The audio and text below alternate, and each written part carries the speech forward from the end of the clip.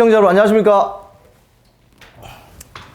이영풍입니다. 오늘 예정해드린 것처럼 제가 오늘 한국 미디어의 발전적인 선진화 방향에 대해서 좀 말씀을 드리겠습니다. 사실 우리 삼성의 이건희 회장이 말씀하신 것처럼 모든 대기업이 지금 세계 초일류로 갔는데 우리나라 정치와 언론이 삼류, 사류, 특히 언론 심각합니다.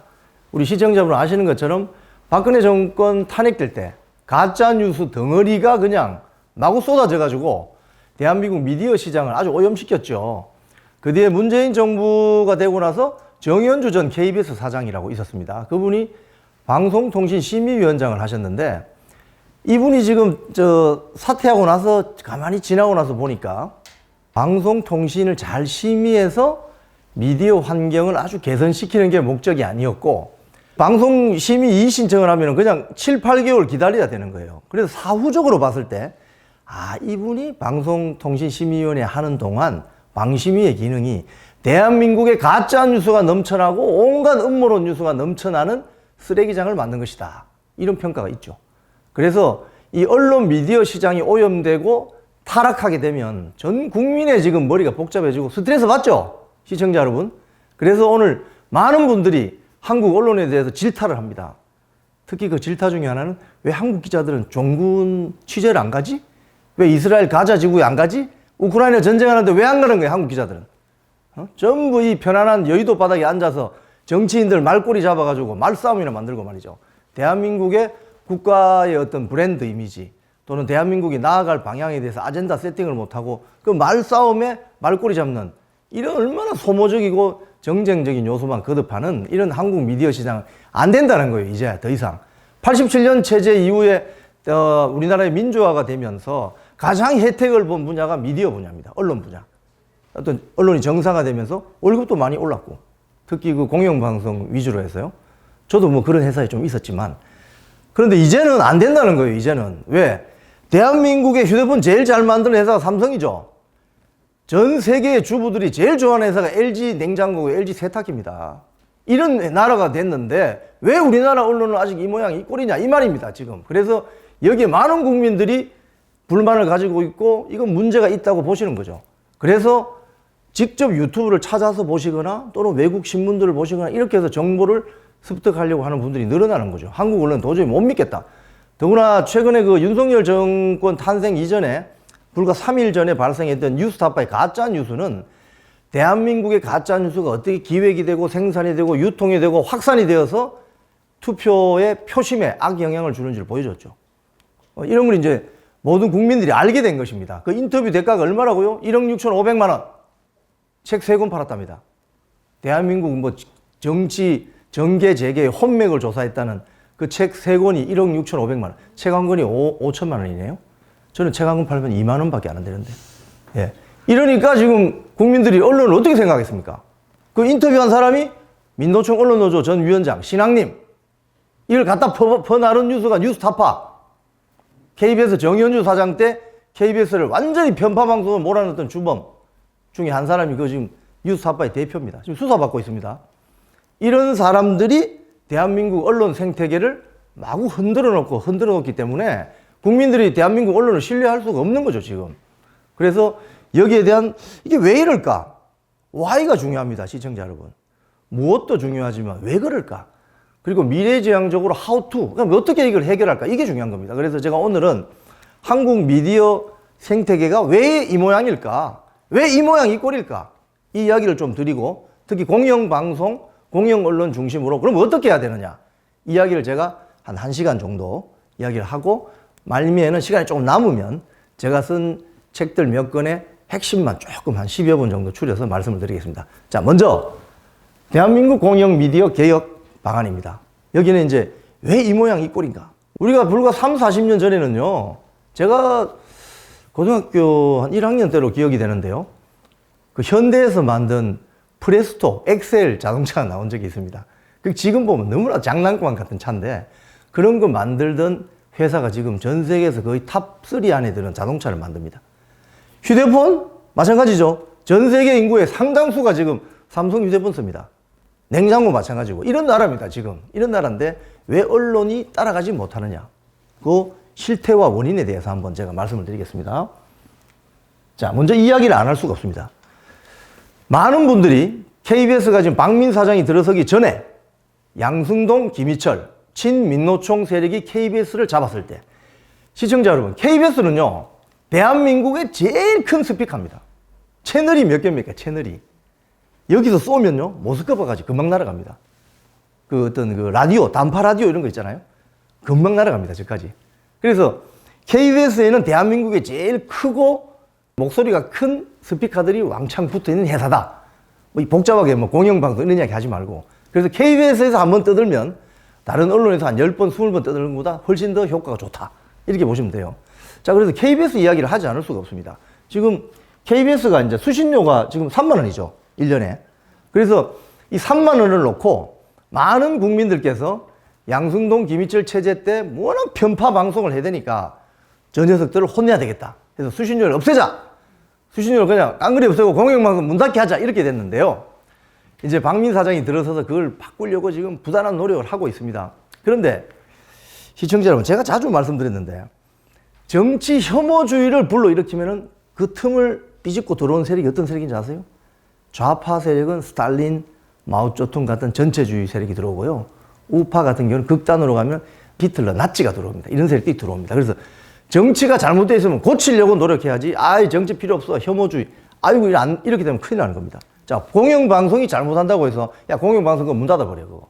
다 그냥 폐쇄해버려. 이렇게 되면 상업방송이나 특정 세력의 진영의 나팔수들이 설치기 때문에 더 문제가 되는 겁니다. 그래서 KBS는 뜯어서 고치면 됩니다. 어떻게 뜯어서 고치냐. 이제 제가 그 이야기를 드리는 겁니다. 그런데 이 전제 조건이 수신료입니다. 수신료. 지금 수신료가 KBS 수신료가 한 달에 2,500원이죠. 1년 3만 원인데 BBC, NHK, FT, ZDF 보면은 거의 20만 원에서 30만 원 수준입니다. 제가 영국 살 때요. 영국에서 공부할 때 텔레비전 수상기를 사면 그 박스 안에 수신료를 내시오. 이래서 세금 고지세가 있습니다. 그래서 제가 한 달 동안 안 냈어요. 솔직히. 몰래 한번 보려고. 근데 걸리면은 10배를 물어내야 된대요. 그래서 25만 원에 10배면 250만 원이지 않습니까? 아, 유학생이 돈도 없는데. 그래서 제가 이걸 어떻게 잡아낼까 했더니 레이더 이렇게 전파 잡는 뭐 이 기기가 있는 밴 버스가 왔다 갔다 해요. 그러면 방송을 보고 있는데 이 수신료를 안 내는 집을 찾아낸대요. 그래서 제가 잡힐 것 같아서 제가 한 달 만에 다 냈습니다. 1년치를 다 내고 왔습니다. 그런데 지금 BBC 같은 경우 25만 원이잖아요. 이게 어떤 수준이냐면 일간 신문 구독료하고 똑같습니다. 한 달에 지금 15,000원씩 내죠. 신문 구독하시면. 그겁니다, 그거. 근데 KBS 수신료는 1년에 2,500원 된 게 1981년 전두환 정권 때 언론 통폐합되면서 2,500원으로 한 게 지금 40여 년이 흘렀는데 그대로입니다. 요게 문제가 있어요, 사실은. 자, 근데 이 KBS 3만 원을 BBC 25만 원이 되려고 하려면 어떻게 해야 됩니까? 현행 KBS대로는 안 되는 거죠. 그래서 이제 이게 약간 시간 차가 있는 겁니다. 인식의 차이가 있는 겁니다. 그래서 이게 원론적인 이야기입니다. 우리나라의 공영방송의 수신료가 실태가 어떠한가 이걸 먼저 말씀드립니다. 자, 그런데 지금 어떤 일이 벌어지고 왔냐면요. 문재인 정권이 2017년 5월에 집권하잖아요. 석 달 만에 공영방송 장악을 위한 시나리오를 만들었습니다. 이게 자기들 그 의원 워크숍 하다가 나눠준 건데 이게 언론에 입수돼서 폭로가 돼요. 거기 보면 어떻게 되냐. 지금 현재 그 KBS, MBC 사장하고 이사들 다 몰아내야 된다. 그럼 어떻게 몰아내냐. 구체적인 지침까지 있습니다. 특히 교수인 사람은 특히 사립대 교수가 타겟이 많이 됩니다. 사학재단을 흔들어버리면 총장이 김 교수 그만두게 이렇게 한단 말이죠. 제일 약한 고리가 대학 교수입니다. 그래서 대학 교수가 KBS 이사나 MBC 이사로 있으면 민노총 언론노조 세력이 가서 시민단체가 동원되어서 학교 앞에서 집회도 하고 떠들고 또 이사가 출근을 하면 엘리베이터 못 올라가게 잡고 그 사진이 다 찍혀 있어요. 유튜브에도 남아있고 뭐 심지어는 뭐 침을 뱉고 이래요. YTN 같은 경우는 집행기관 간부가 들어갔는데 이렇게 모아놓고 막 침 뱉고 이럽니다. 그러니까 2017년 8월 이후의 상황이라는 것은 우리나라 언론계에 중국 문화 대혁명 시절과 유사한 빨간 완장찬 아시죠? 빨간 완장찬 홍위병들의 난동 시대였습니다. 그게 책으로 나와 있어요. 최근에 또 문재인 흑설한 저도 그 공저자로 등재되어 있습니다. 이렇게 해가지고 문재인 정부 때 왕창 그냥 미디어 시장을 갈아엎어 버려요. 솔직히 말해서. 근데 그거 언론 탄압 아닙니까? 방송 장악 아닙니까? 그때는 이게 적폐청산이고 언론개혁이고 주장했던 자들이 문재인 정권이 끝날 즈음에 어떤 법안을 발의하느냐. 지금 현재 이제 윤석열 대통령에 의해서 법안 거부되어 있습니다. 공영방송 지배구조 자기들은 개선안이라고 하는데 제가 봤을 때는 많은 전문가들은 그렇게 이야기합니다. 개악안이다 이렇게 이야기합니다. 왜 그러냐? 공영방송의 사장을 어떻게 뽑느냐? 여기에 관심이 많아요. 민주당과 그 친민노총 세력, 좌파 세력들은. 왜? 사장을 자기들 마음에 맞는 사람 안 치면 주문을 수 있지 않습니까? 특히 그 좌파 세력, 친민노총 세력들은 자기들이 어떤 선전선동을 위해서 공중파를 잘 활용하는 그런 기술이 있어요. 우파보다는 그게 훨씬 잘합니다. 그래서 민주당 공영방송 25인 운영위원회, 이게 무슨 소리냐? KBS의 이사가 11명이 있습니다, 지금. 그러면 국민의힘에서 7명, 민주당에서 4명을 추천할 수 있어요, 지금은. 그럼 여야가 바뀌면 또 7대가 바뀌는 거죠. 근데 요거를 25명으로 늘리자. 그러니까 늘리는데 그 명분이 뭐냐면 정치적 후견주의를 줄입시다. 이렇게 합니다. 말도 잘 만들어냅니다. 11명이 7대 4였는데 요 11명을 25명으로 늘리면 국회에서 추천하는 포션이 줄어들고 시민단체나 외부에서 하는 분이 들어가기 때문에 정치적 후견주의가 여기에서 이만큼 줄어드는 거 아니냐. 그럴듯하죠. 근데 요걸 악마는 디테일에 있습니다. 살짝 뜯어서 보면은 완전히 이거 새빨간 거짓말입니다. 사탕 발림 해놓은 겁니다. 무슨 소리냐. 국회 추천을 11명에서 5명으로 줄였어요. 그럼 여당이 3명, 야당이 2명 되죠. 그럼 나머지, 그죠? 나머지 한 10여 명이 들어가잖아요. 여기에 이제 누가 들어가느냐. 이게 중요한 겁니다. 여기에 누가 들어가느냐. 여기 보면은 친민노총 세력인 뭐 기자협회, PD협회, 이 직능단체라고 합니다. 기자들이 만드는 한국 기자협회 이런 거 있잖아요. 기자협회에서 1명 추천하고, PD협회에서 1명 추천하고, 한국 방송기술인협회에서 1명 추천하고, 뭐 이렇게 되어 있습니다. 그리고 학회, 방송학회. 우리나라의 방송학회, 솔직히 여기 이 방송 보시는 언론 미디어 학자 여러분들도 잘 아시지 않습니까? 실태를. 좌파 성향의 학자들이 많잖아요. 지금 우파 성향의 학자들이 몇 명 있어요, 솔직히. 이분들이 또 추천한다는 거예요. 등등. 시청자위원회 지금 KBS, MBC, YTN, 독자위원회가 연합뉴스까지 문재인 정권 시절에 싸그리 그냥 좌파 세력들 다 집어넣는 거 아니에요? 그래서 일종의 좌파 세력의 문화전쟁을 위한 진지로 만들어 놓은 거 아니냐, 이런 비판도 받잖아요. KBS에 지난번 31기입니까, 2기입니까? 시청자위원회 만들 때 저도 당시 그 KBS 1노조, 민노총을 반대하는 1노조의 정책실장이었는데, 아니, 우파단체도 좀 넣으라고 했더니 싸그리 그냥 좌파단체로 다 그냥, 또는 정체가 좀 불분명한 이런 분들 몇 명 넣고, 이러니까 여기에서 이사를 추천하겠다는 거예요. 왜? KBS 사장은 이사들이 추천해서 다수로 되면은 대통령에게 임명 제청을 하는 이런 구조로 되어 있거든요. 그 이사를 누구로 앉히느냐가 굉장히 중요합니다.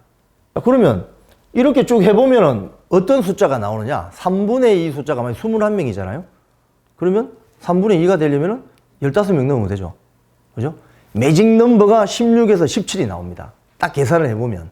그 정당화가 5명이었는데 지금 국민의힘이 여당이니까 3명 빼더라도, 그럼 빼면 18명 남잖아요.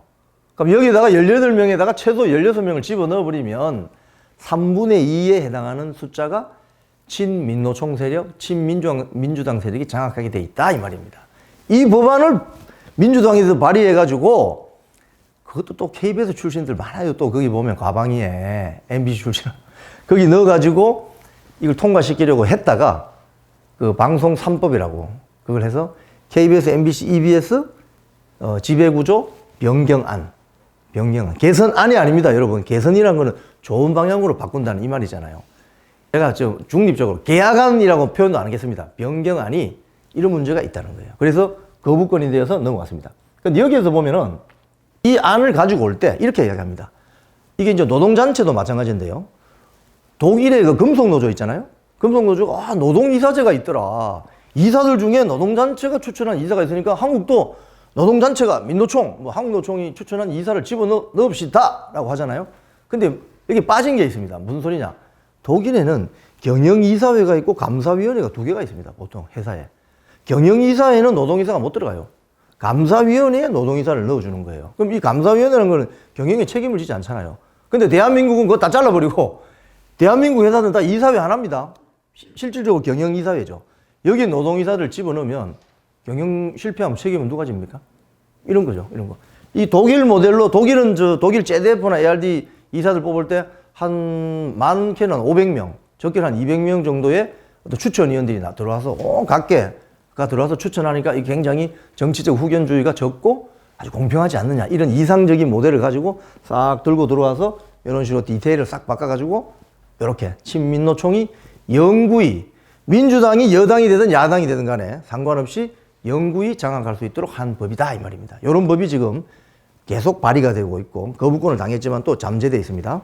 자, 그런데 우파 활동을 하신 분으로 평가되는 분들도 이 법안에 대해서 윤석열 정권이 한번 차용을 해보시라 이런 칼럼을 쓰게 됐어요. 그래서 우리 허성권 KBS 노조위원장이 여기 또 반박문을 내기도 했죠. 실태가 이렇습니다. 그런데 여기에 또 어떤 게 숨어 있냐면요.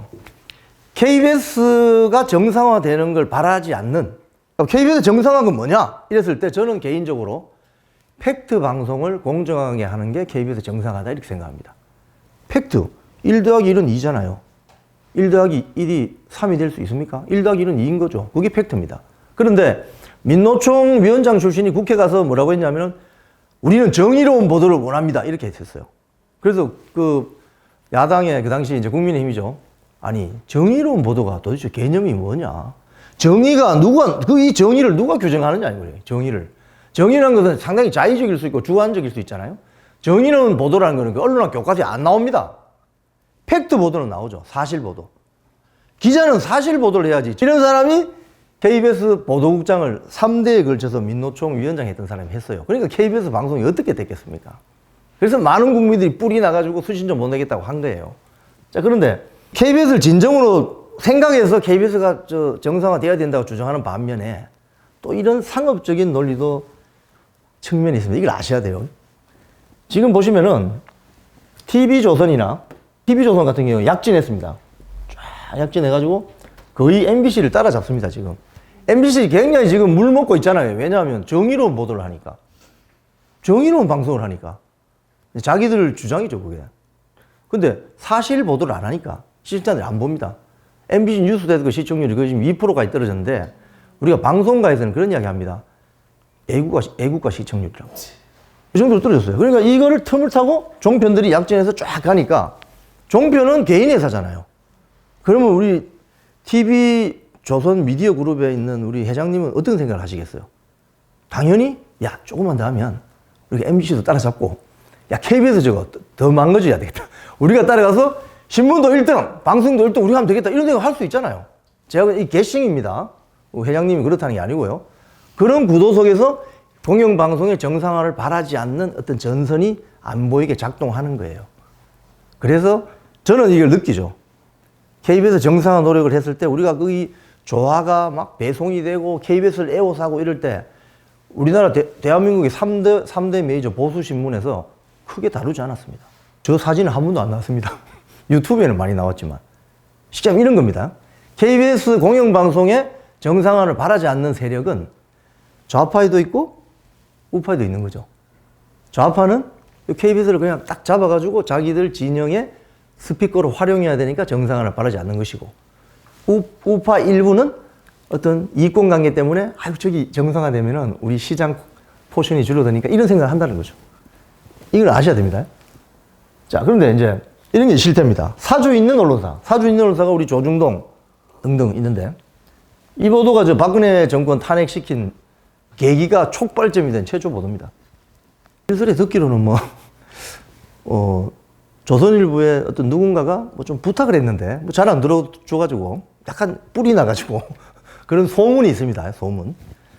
JTBC 탄핵 보도할 때 어떻게 했습니까? 시청자 여러분. 지금 뿔 나시죠? 이거 들으면은. 그때는 다 그게 진실인 것처럼 생각하셨죠. 예를 들자면 박근혜 대통령이 7시간 동안 사라졌는데 시내 소공동에 있는 유명 호텔에서 모 씨와 미래를 즐겼다는 둥. 최순실 씨가 북한산 밑에 가서 무당을 데려다 구슬을 했다는 둥. 등등등. 이 전부 가짜입니다, 가짜.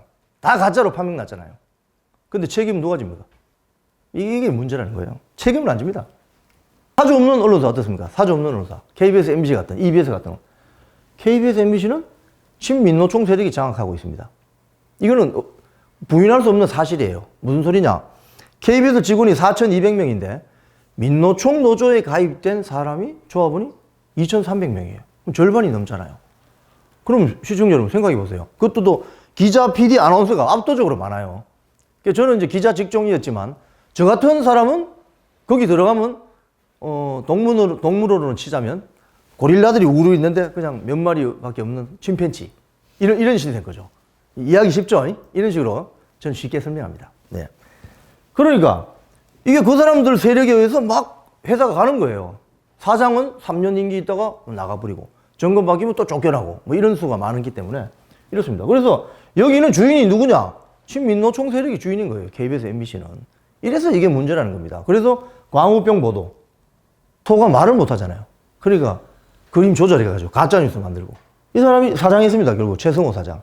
최승호 PD가 이거 만들 때 중요한 역할을 했죠. 근데 문재인 정권 들어서 나서 사장이 됐습니다. 그래가지고 방송을 어떻게 망치고 자 이제 또 정권이 바뀌었어요? 지금 이 사람 어디 가 있느냐? 뉴스타파가 있습니다. 이런 식이라는 거예요. 이들의 생태계는 자기들이 집권했을 때는 MBC 와서 딱 가지고 놀다가 정권이 교체가 정권이 뺏기면은 밖에 나가서 외인 부대 하나 만들어 놓습니다. 거기 놀이터를 하나 만들어 놓는 거예요. 거기 가서 또 일하다가 또 이렇게 해서 가짜 뉴스로 또 정권 잡으면 또 들어오고 이런 식이 돼 있다는 거예요. 지금 한국 실태가 이렇습니다. 자, 공영방송의 민노총 노영방송 진지. 이게 무슨 소리냐? 이거는 지금 요 앞에 해임된 김희철 사장 때 이야기입니다. 이건 자유일보 보도된 건데요. 일면 톱에 보도됐어요. 여기 빨간 체크 표시되어 있는 거. 특히 제일 심한 거 보도본부였습니다. 보도본부. 여기는 보도본부는 9시 뉴스를 다루는 곳이고 여기 이제 그 제작본부 뭐 이런 거 이제 다큐멘터리나 1시간짜리 30분짜리 이런 시사 프로그램 만드는 부서인데 군대로 치면 이 보도본부는 공수특정단이나 해병대 이런 겁니다. 매일매일 벌어지는 막 총 들고 빵빵빵 이런 하는 데고 이 제작본부는 미사일 부대, 포병 부대 이런 데죠. 다른 부대는 이제 지원 부서인데 그래서 중요한 거예요. 매일매일. 어느 공산주의자 그 이야기 했죠. 또는 저 나치의 게벨스도 그 이야기 했고 거짓말도 계속 이야기하면 계속 들으면 아 저거 사실이 모양이다 이렇게 된다고 대중들이라는 거는. 그래서 미디어가 이 메시지가 굉장히 중요한 겁니다. 그래서 이 말에는요 권세와 힘이 있습니다. 근데 이거를 이 사람들은 아는 거죠. 그 수법을. 그리고 여기 싹 다 정하게 있습니다.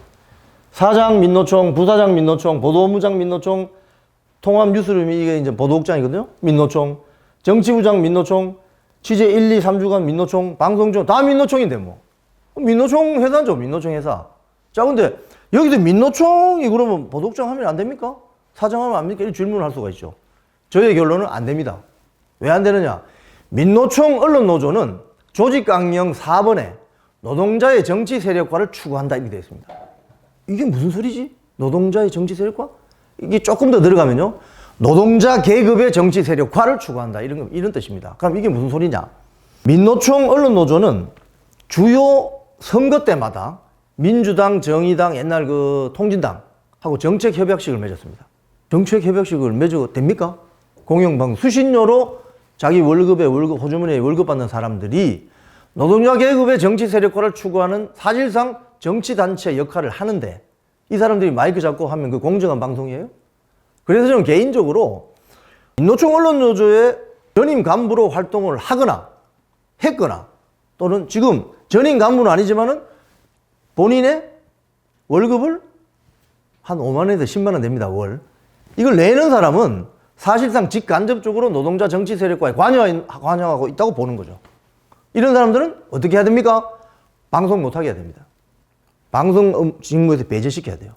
저는 그 개인적인 주장입니다. 그래서 필요하면 저는 이건 다른 언론사는 몰라도 KBS 같이 수신료 받아서 월급 받는 언론계 종사자들은 노동자의 정치 세력화를 추구하는 민노총 언론노조에 가입돼서 조합비를 낸다면 기자, PD, 아나운서직을 하면 안 된다고 저는 생각하고 이거는 제가 법률적으로 굉장히 문외한이지만은 이거는 헌법 소원에서 한번 다투볼 만하지 않나 이런 생각도 한번 해봅니다.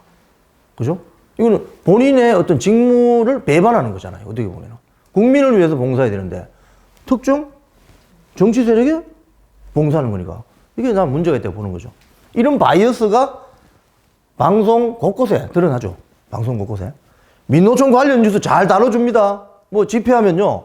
몇 명이 왜 모였는지가 딱 기사가 나옵니다. 근데 박근혜 정권 탄핵되고 나서 태극기 집회한다고 하면 모이죠. 보도도 안 해요. 그리고 억지로 보도하죠. 그러면은 뭐 많이 모였다.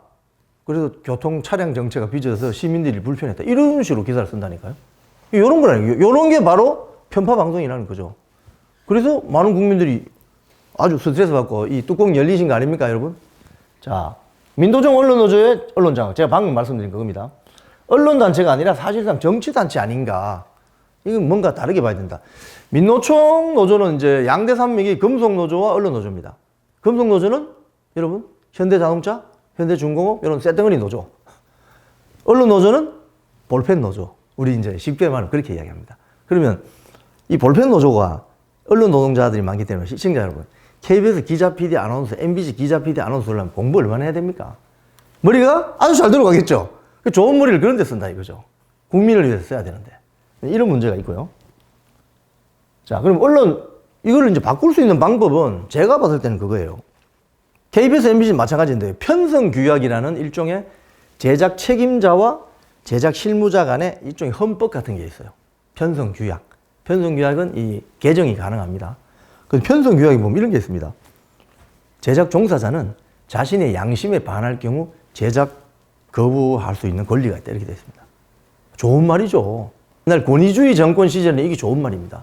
근데 지금 대통령이든 대통령 영분이든 뭐 야당 당수든 여당 당수든 다 언론 우리 용어로 좀 나이브합니다. 죄송합니다만 조져될 수 있는 이런 세상에서 언론 자유가 보장된 나라에서 그럼 그 양심? 어떤 양심? 그 양심이 털나면 어떻게 그럼 판단해요? 양심이 털난 사람은 어떻게 판단하죠? 내가 이 아주 어떤 악의적인 바이어스를 가지고 내 양심이 털났어요. 나 이 양심이야. 이렇게 하면은 야, 네가 양심인지 그게 악심인지 어떻게 구분해요? 그렇기 때문에 그 편성규약을 뜯어 고쳐야 되는데 이번에 박민 신임 KBS 사장이 들어가서 딱 부딪히는 그 지점이 바로 그겁니다. 그래서 제가 사실 저 KBS 사장은 떨어졌지만요. 제가 들어가서면 편성규약 제가 무력화시켜 보려고 했습니다. 사실은. 이 편성규약의 양심이란 어떤 그 거론 자체가 너무나도 자의적이고 주관적이거든요. 그래서 언론 자유의 앞으로 핵심은 뭐냐? 제작의 자율성만 주장할 것이 아니라 제작의 책임성을 지켜야 된다. 이 노력을 하는 것이 언론 자유다. 이렇게 생각하는 거죠. 그래서 대안은 수신료. 수신료 이거는 현실 안 되면 공영방송은 자리 설 수가 없어요. 아까 제가 모두에 말씀드렸죠. 자, 요게 중요합니다. 지금 제가 요거는 뒷부분에 가서 한 번 더 다시 말씀드릴게요. 자, 요걸 좀 말씀드리죠. NHK 직원들은요, 본인과 배우자는 주식 투자를 못하게 되어 있습니다. 세죠? 제가 만약 KBS 기자인데, 저하고 와이프가 주식 투자를 못합니다. 왜 이게 생겼느냐? NHK 기자가, 경제부 기자가, 자기가 이제 경제부를 담당하니까 뭐 이런 많이 듣잖아요. 우리 여의도에서 뭐 경제 관련 이런 하는 기자들 빨리 듣잖아요. 그 주식 투자를 해가지고 돈을 많이 벌었어요. 그건 들통이 났어요. 그래서 NHK 경영위원회에서 NHK 직원들은 본인과 배우자는 절대 주식 투자를 하지 마라. 그래서 제가 이게 진짜일까 해서 지금 NHK 서울지국장 9개라고 있습니다. 제가 친합니다. 그래서 걔 한국말도 잘해요. 그래서 야, 너 주식 안 하냐? 이러니까 못 한대요. 그럼 너 와이프도 못 하냐? 못 한대요. 야, 너 회사 진짜 대단하다. 그러면 월급은 얼마냐 물어보니까 제가 KBS 있을 때 월급 비싸더라고요. 근데 구매력 기준으로 하면은 일본이 월급이 박한 거죠. 지금 KBS, MBC 죄송합니다. 제가 회사에 잘려가지고 편하게 말씀드리는 건데 월급이 높은 거예요. 사실은 수준이. 네? 수준이 높은 거예요. 전 세계적인 기준으로 봐도. 그래서 뭐 음주운전 한번 했다 이러면 그 바로 아웃입니다. 그냥 그건 큰일 납니다. 그 NHK나 이런 데 가면은. 그런데 민노총 세력은 어떻게 하고 있습니까? 선거 때마다 정책 협약합니다. 저 왼쪽에 있는 분이 민노총 언론노조 위원장이에요. MBC PD 출신입니다. 자, 입법 활동. 그래서 앞으로 국회에서 이런 것들을 좀 방지할 수 있는 입법 활동이 많이 되면 좋겠다. 이런 생각을 하는 거죠. 그 다음에 한번 또 넘어가겠습니다. 투쟁 현장에서 본 관점. 자, 아까 말씀드린 이겁니다. 요게 이제 그겁니다. 방송장악법. 즉, 이제 공영방송 지배구조 변경안을 했을 때 이걸 어떻게 막아냈느냐. 제가 시청자 여러분 매번 말씀드리지만은 행동하지 않으면 세상 안 바뀝니다. 행동하지 않으면은. 저 보죠. 행동하니까 저 카메라가 넘어가 버렸네. 행동하지 않으면 세상 안 바뀝니다. 집에 앉아가지고 이불 안에서 만세 부르시면은 세상 안 바뀝니다. 나오셔야 돼요. 나오셔서 외치고 주장하시고 찾아가고 항의하고 피켓팅하고 해야 변하는 거예요. 그 집에서 맨날 만세 부르고 하면 뭐합니까? 이게 그런 겁니다. 그 민주당의 공영방송 지배구조, 이거 뭐 개정안이라고 했죠. 개정안. 개선안이 아닙니다. 요거 나왔을 때 대한민국의 자유우파 진영에서 거의 다 나왔어요. 그래서 무슨 소리냐면은 지금 보시면은 뭐 예를 들자면 법안이 여러 가지가 있는데 뭐 학생 인권 조례, 뭐 차별금지법, 뭐 공영방송 지배구조 변경안 등등 이렇게 나눠져 있는데 어떤 분야는 언론, 어떤 분야는 뭐 종교일 수도 있고 어떤 분야는 또 교육일 수도 있고 이렇지만은 이게 다 연결되어 있습니다. 연결되어 있습니다. 여기서 조금 더 말씀드리면 좌파 진영의 전선을 가르는 어떤 이데올로기.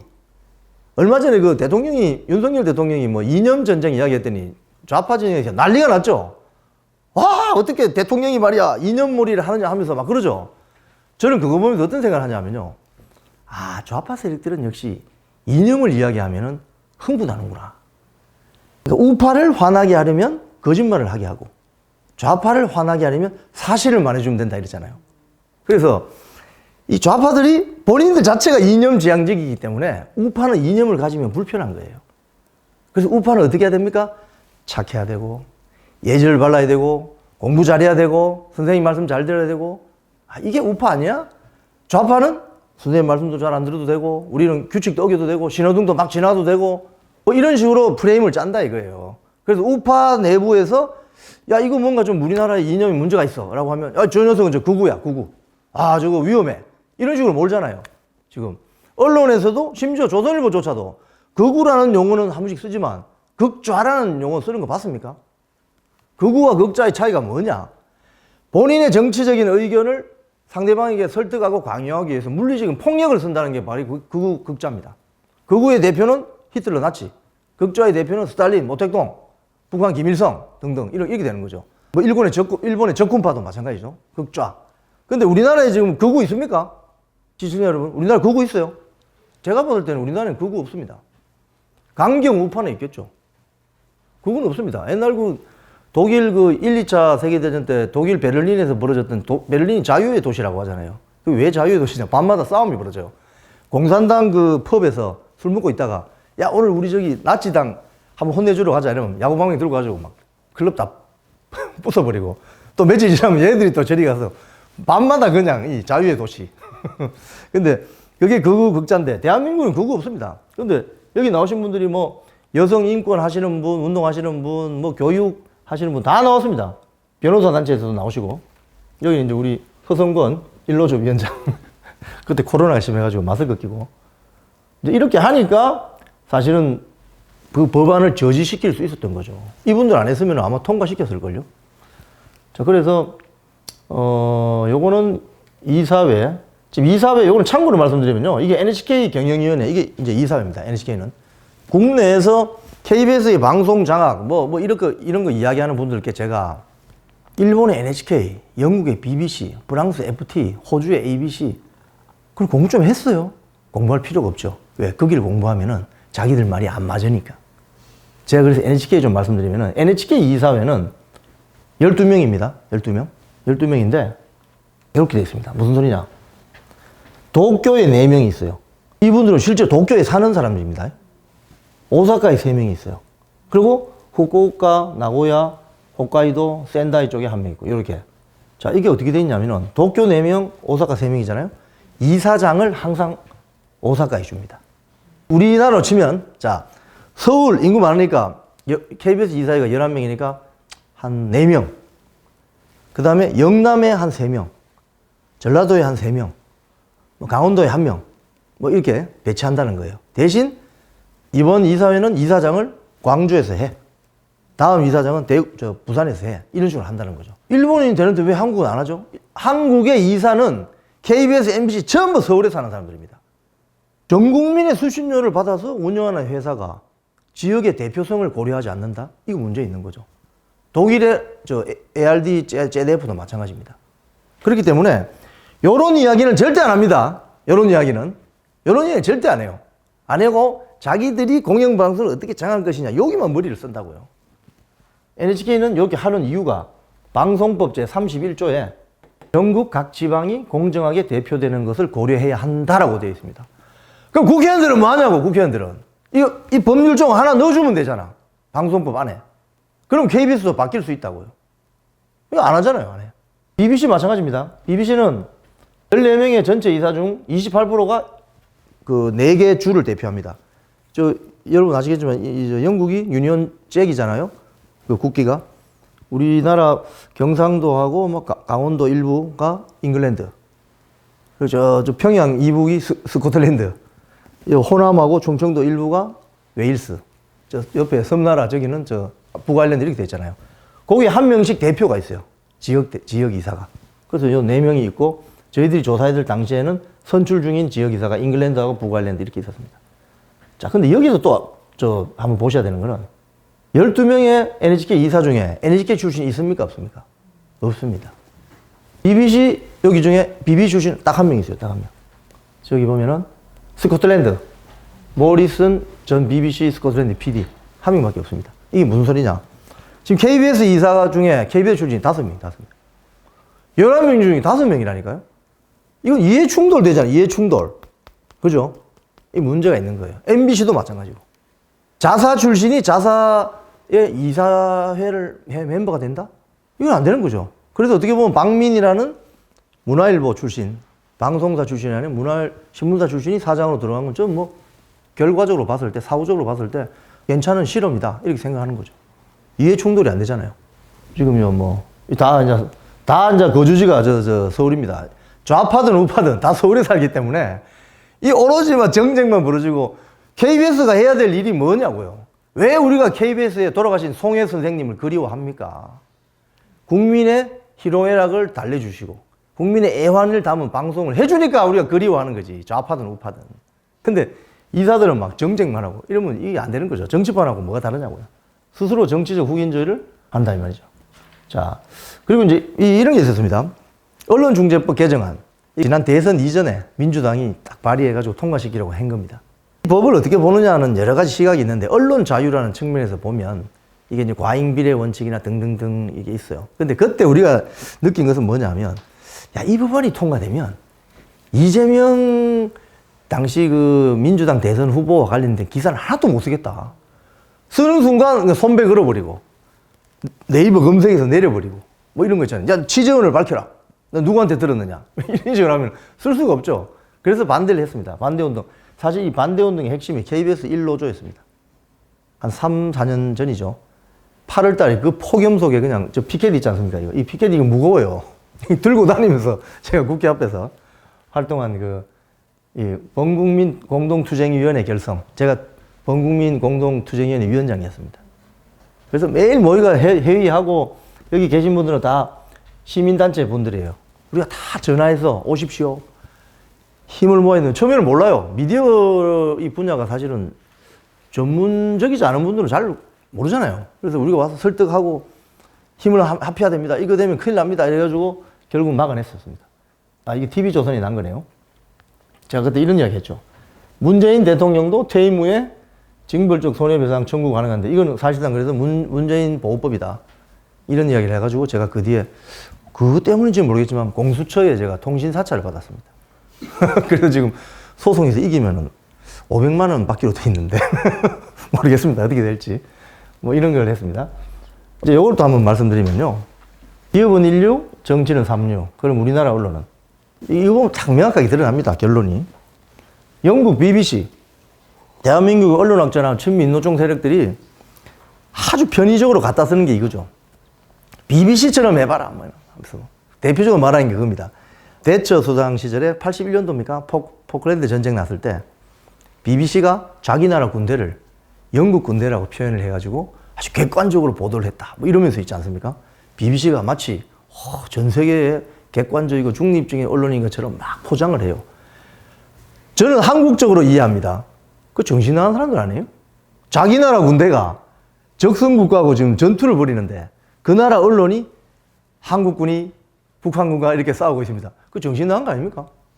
대한민국의 언론도 대한민국 헌법 속에서 존재하는 것이지 북한 인민해방군 헌법 속에 대한민국 언론이 있어요, 없어요? 이게 바로 언론 자유를 구가하고 있는 언론인들이 물과 공기처럼 매일 소비하고 있어서 그 가치를 모르는 거예요. 언론 자유가 존재하지도 않는, 존중받지 못하는 그 전체주의 체제에서 기자할 수 있어요? 그건 다 보도 일꾼이거든요. 선전선동부에 보도 일꾼. 그래서 이런 이 영국 같은 경우도 그런 게 있는데, 영국은 엄밀하게 말하면 지금 보면 이 인구가 지금 6,700만이죠. 우리보다 인구가 조금 더 많습니다. 공영방송 몇 개? 하나입니다. BBC 하나. 일본 1억 3천만 명입니다. 공영방송 몇 개요? 하나입니다.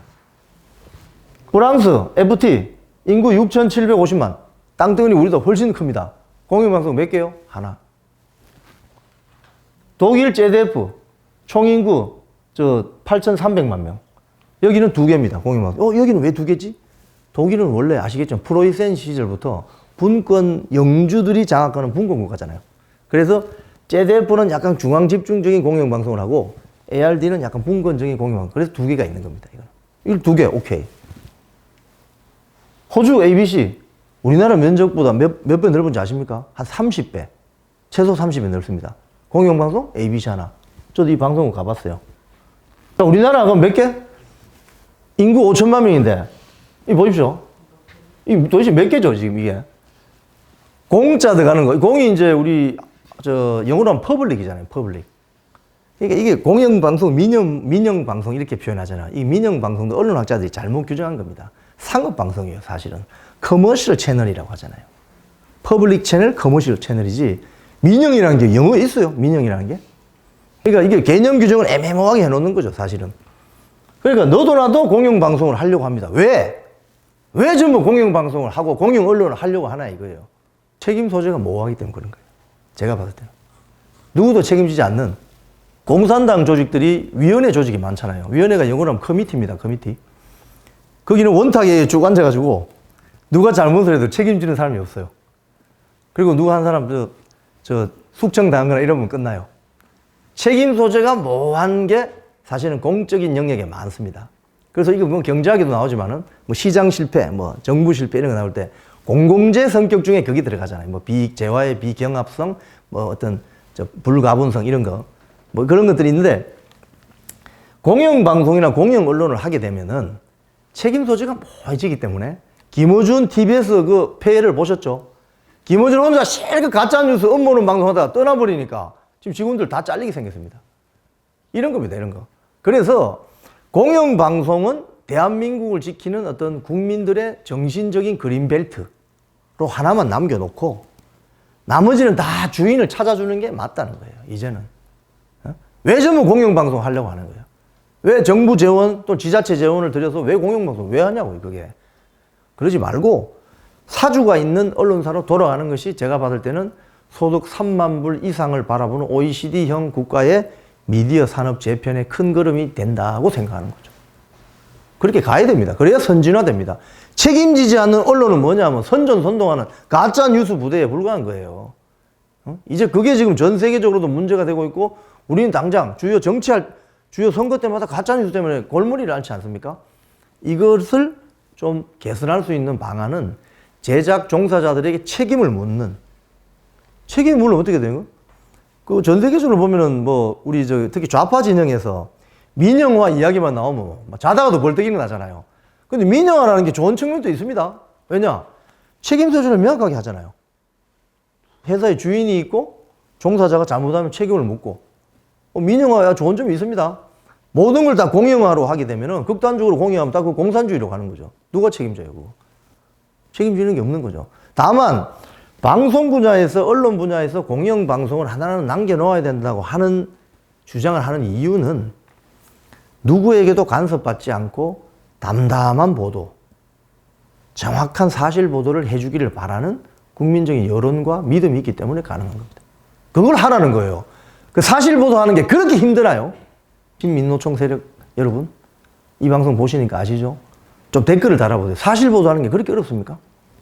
그래서 대한민국은 이 공영방송 이 체제를 정리를 해야 된다. 자, 제가 준비한 PT에서는 이 정도로 말씀드리고요.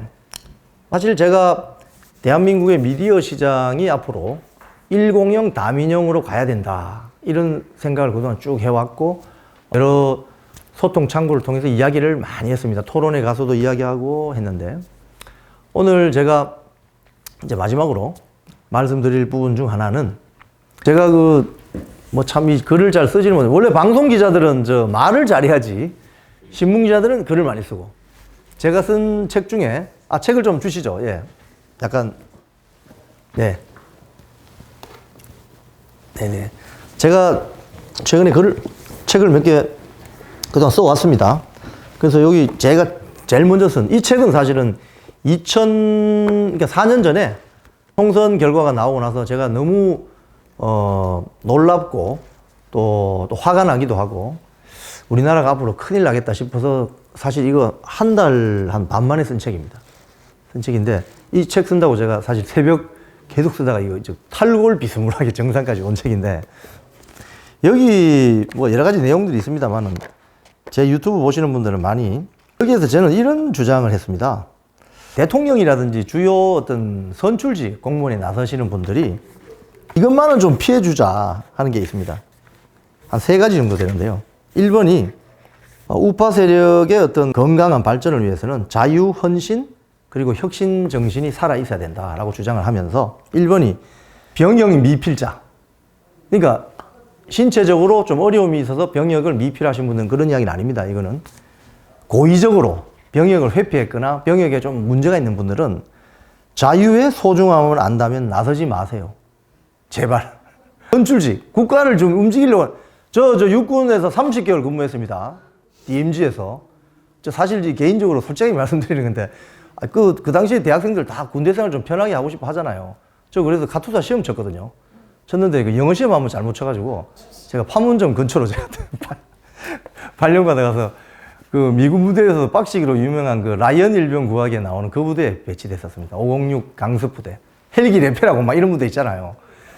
근데 거기에서 제가 자유의 소중함을 안다면 나서지 말아야 돼. 이 군대 그 병역 의무는 제 청춘의 어떤 그 30개월 시간을 국가에 의탁하고 제 자유를 제한받는 거잖아요. 그 자유의 소중함을 아는 분들은 병역 문제가 있으면 그 선출직 나서지 마세요. 그거 안 됩니다. 그거 곤란합니다. 2번째, 금수저. 우리 금수저 많죠? 금수저.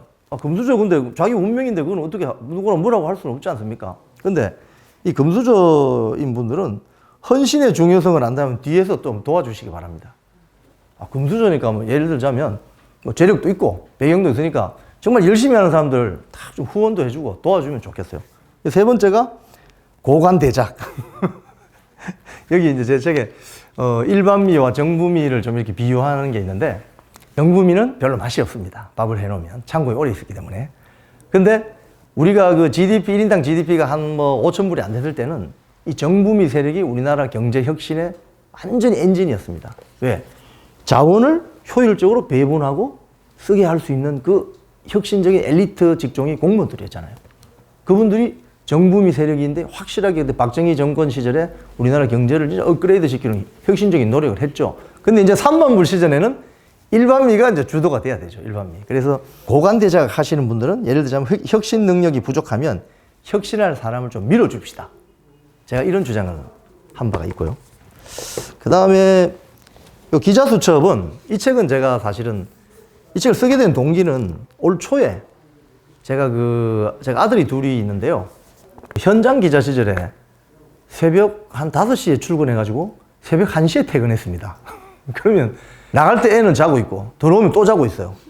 그럼 놀아줄 시간이 없어가지고 제가 너희 아버지가 너희들하고 많이 못 놀아줬던 이 변명문으로 시작했습니다. 사실 이 책은. 그런데 제가 뜻하지 않게 KBS 사태가 터지면서 그 핵심 인물로 그냥 빨려 들어가면서 뒷부분에 언론 관련 이런 KBS 대투쟁의 역사가 부과가 된 겁니다. 추가가 된 겁니다. 그래서 제가 이 책을 우리 아들에게 이야기를 했죠. 이거 원래 너희들 주려고 쓴 책인데 어쩌다 보니까 이 책이 더 두꺼워졌다. 좀 읽어봐. 이러니까 아직까지 끝까지 안 읽었다 하더라고요. 그래서 시간을 두고 나중에 제가 더 나이가 들거나 애들이 또 크거나 하면, 저는 아버지가 일찍 돌아가셨기 때문에 우리 아버지가 내 어릴 때 어떤 일을 하셨지? 궁금해지는 그 나이가 들면서 그런 생각이 확 들더라고요. 어머니의 정은 잔정이지만 아버지의 정은 깊은 정이 있잖아요. 부정, 아버지의 정. 그걸 느낄 때 한 번씩 돌아서서 말은 하지 않지만 눈물도 납니다. 그래서 이건 이제 우리 애들에게 남길 선물로 시작한 책이었는데 이렇게 됐습니다. 이 두 개의 길은 이제 요 책은 아만사라고 아스팔트에서 만난 사람들. 이름 뭐 어떻게 짓지? 뭐 자유 뭐 어쩌고 하다가 아만사 좋네. 이거 뭐 어떤 사이다, 오렌지 사이다 이런 같은 아만사. 아스팔트에서 만난 사람들. 도태우 변호사, 박소영 우리 지금 대통령실 국가교육위원회 위원, 그리고 이은혜 교수, 이호령 청년포럼 대표, 전혜성 바른인권 여성연합 대표 이렇게 해서 6명이 공저한 겁니다. 여기 내용 보면은 되게 다양한 분야의 경험들과 실전 체험이 있습니다. 그래서 요거를 읽어보시면은 지난 문재인 정권 5년 동안 각 분야에서 어떤 일이 벌어졌는지 저는 맨 뒤쪽에 제가 마지막 챕터에 이렇게 되어 있습니다. 자, 제가 오늘 한 장시간 말씀을 드렸는데요. 저는 앞으로 꿈이 있습니다. 어떤 꿈이 있느냐? 대한민국의 KTX가 부산역을 출발해서 서울역을 지나서 평양, 신의주, 함경, 청진, 만주를 지나서 몽골 울란바토르까지 가는 날을 저는 꿈꿉니다. 무슨 소리냐? 대한민국의 BTS가 전 세계를 이렇게 흔들 줄 어떻게 알았습니까? 대한민국의 휴대폰이 전 세계 세계인들의 귀 속에다 대고 이렇게 하지 어떻게 알았습니까? 30, 40년 전에 그건 상상할 수도 없는 일이었어요. 하지만 대한민국은 그걸 만들어내고 있습니다. 지금. 그런데 제가 모두에 말씀드린 것처럼 정치와 언론이 제일 수준이 떨어져요. 지금. 참이지. 좀 말씀드리기 민망하게. 대한민국이 그동안 산업화, 민주화를 거치면서 개발한 최고의 상품이 뭐냐? 언론 자유, 자유민주주의 체제, 헌법적인 가치. 저는 이런 것들이 전체주의 국가에 많이 수출되기를 바라요. 저는. 그쪽에 사는, 그 나라 표현으로 하면 그쪽에 사는 인민들도 대한민국이라는 나라가 그동안 압축적으로 만들어 온 언론 자유, 헌법적인 가치, 인권, 자유민주주의 이걸 수입해서 살게 된다면 인류가 더 보편적으로 삶의 질이 향상되지 않겠습니까?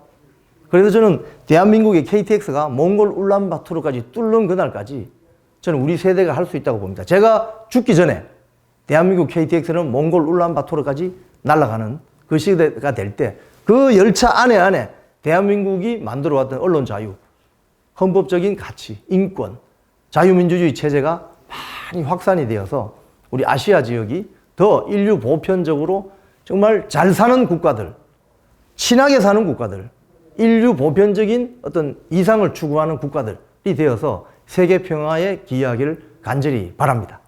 자, 시청자 여러분, 오늘 강의 여기까지 하겠습니다. 감사합니다.